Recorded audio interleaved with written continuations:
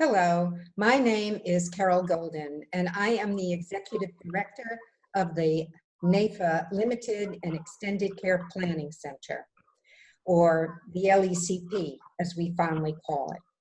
One of the objectives of the center is to make sure that all of our members and prospective members understand how many different options there are when it comes to discussing with your clients the various ways that you can handle their extended or long-term care needs. In some cases, they may be insurable.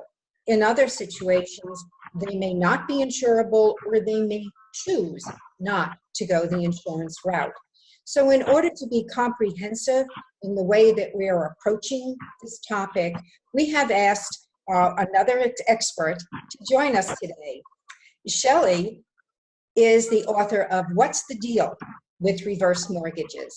It's the first book in the industry examining the new field, coordinating housing wealth in retirement income planning. In 2012, SHELLEY founded the Funding Longevity Task Force, now housed at the University of Illinois. SHELLEY chaired the Housing Wealth in Retirement Symposium in DC, the first event to draw on the combined expertise of HECM industry leaders, NGOs, regulatory agencies, financial service professionals, and academicians. Currently, SHELLEY directs enterprise integration at RFS Lending, a Mutual of Omaha Bank.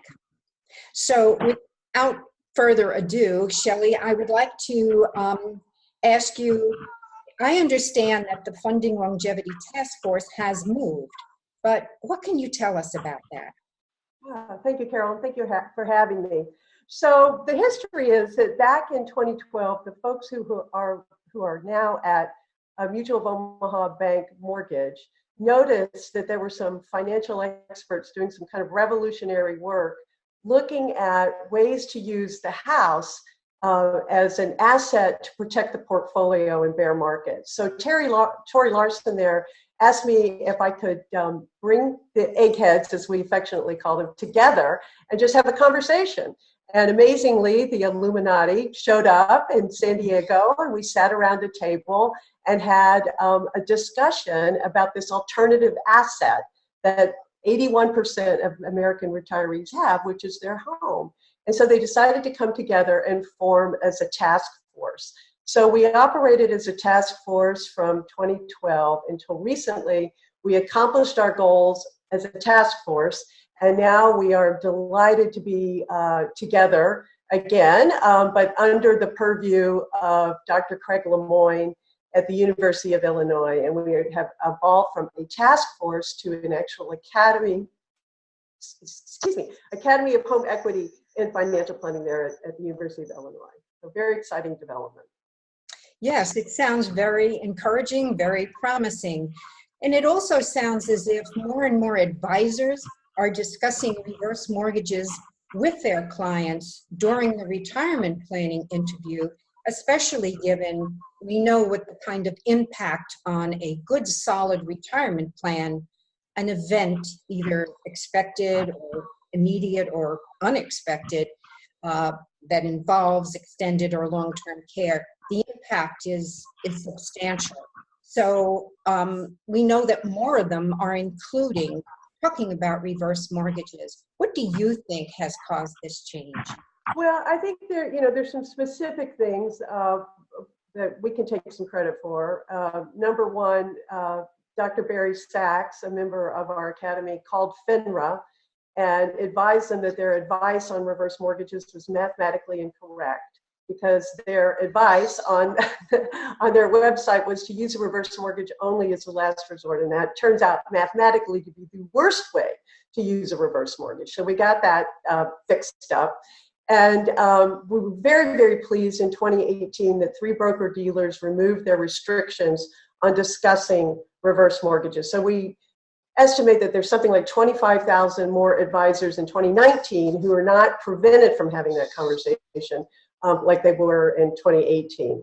I think another reason that reverse mortgages and the house in general are becoming more a part of the conversation is this general trend toward a greater standard of care in the conversation in financial planning, all conversations in financial planning. So a greater tendency toward the best interests of the client. So the question becomes, are you really giving comprehensive advice if you're prevented from discussing their number one asset for most Americans really is their house? It represents 2/3 of their net worth.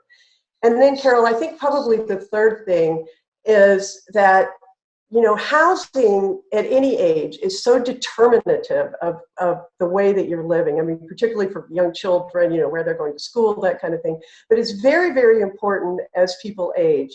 Do you have access to social capital? Do you have access to healthcare?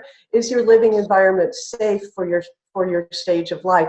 Is your housing burden, the cost of your housing, you know, we all have to have housing, is that burden gobbling up, you know, most of your income, your retirement income as you age? So the whole idea of not just reverse mortgages, but helping clients make decisions about their housing is an important change.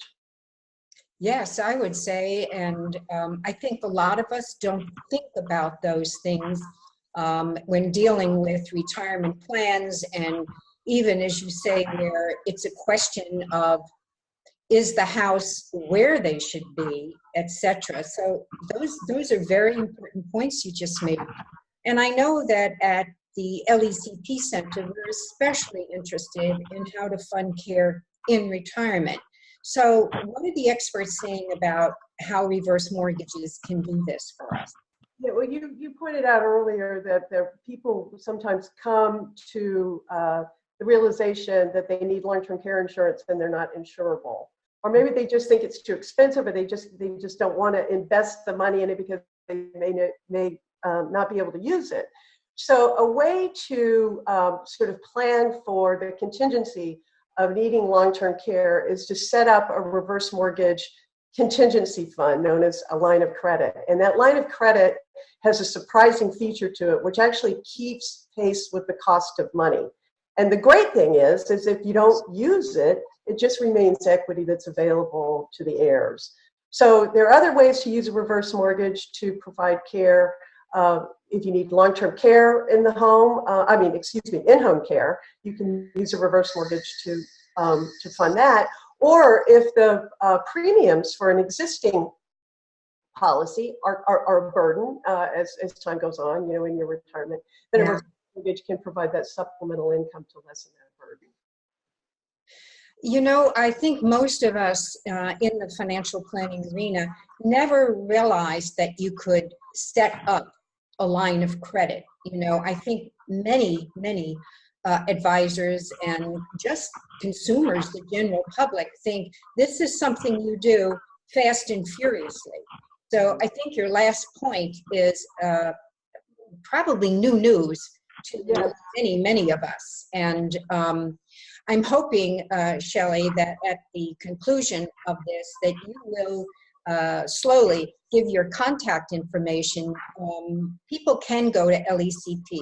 They will find you under experts with your contact information. But I'm sure that after listening to this, some of them are going to want more details on that. But the reason I say that is, let's face it, reverse mortgages, they don't enjoy a stellar reputation. They're kind of in that same situation that long-term care has been in for some time now. And things have changed, have they not, to improve the safeguard for seniors interested in reverse mortgages to combat this old idea that it wasn't a safe place to go? Absolutely. And, you know, I'm just going to be the first person to say that reverse mortgages in their prior incarnation were subject to abuse, not only marketing, but the clients themselves plundering their own equity. So starting in 2013, the Department of Housing and Urban Development, FHA, has imposed restrictions on how fast and furious people can actually use their equity, as well as some other really terrific safeguards, Carol. so that people are required to demonstrate that they can make those tax and insurance payments that all mortgages require, that the reverse mortgage for them is a viable and sustainable solution throughout retirement, throughout many years, rather than as a quick Band-Aid that is going to come back and hurt them. So lots of improvements. And again, we just encourage advisors to learn about the new reverse mortgage so that they can help their clients make these decisions and not make an expensive mistake on their greatest asset, their home. Yeah, I can see why getting more information.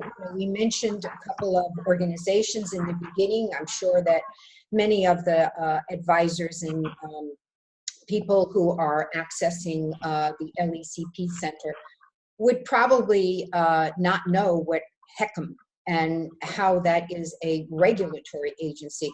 I don't want you to go into it now, but I do want you to tell them, how do I get a hold of you? I mean, it's significant that there are safeguards now. It's significant that this is so much more regulated.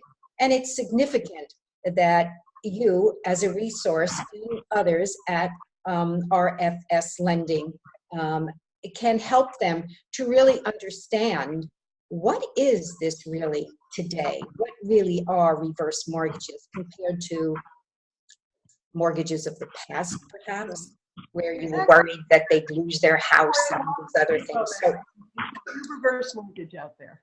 yeah, right. So how, Shelley, do we get a hold of you in order to get more details?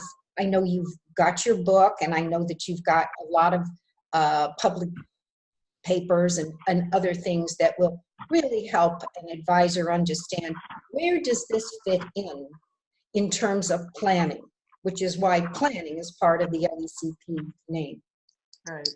I'm sorry, what was your question? What's your specific question then? I want you to let everyone know how to contact you. How to contact me, yes. Okay, so my phone number is 202-330-1394. I'd be happy to talk to anybody about this.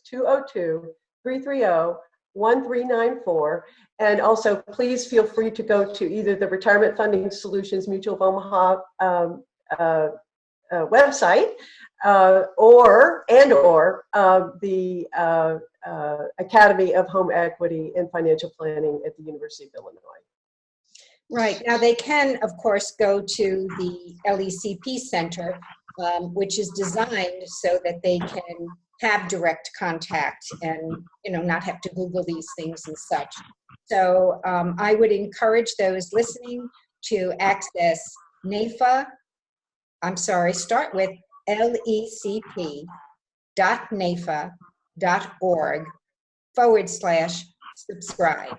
Now, the subscription is free, and you will be able to get all of the information that Shelley and some of the others from her organization have offered us, because we are posting the information so that it's easy to get to.